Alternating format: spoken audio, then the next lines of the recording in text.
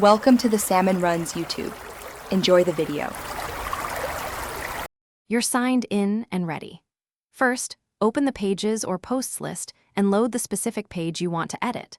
Once the editor appears, highlight the words that will carry the link. This is the anchor text that helps users and SEO.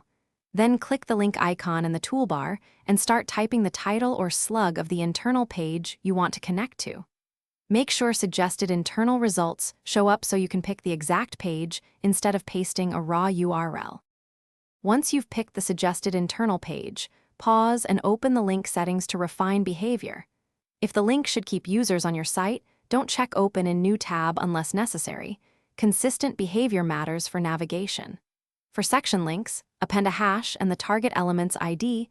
Confirm that ID exists in the destination content.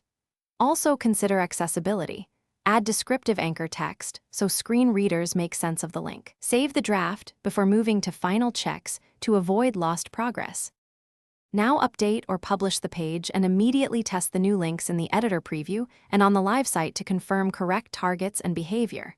If a link hits a 404, check the destination page slug, refresh permalinks, and confirm the post isn't in draft or private status.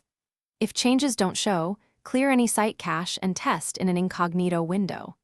Troubleshooting tip: if links still break after fixes, temporarily disable caching plugins and recheck. Thanks for watching. Consider subscribing if we helped you.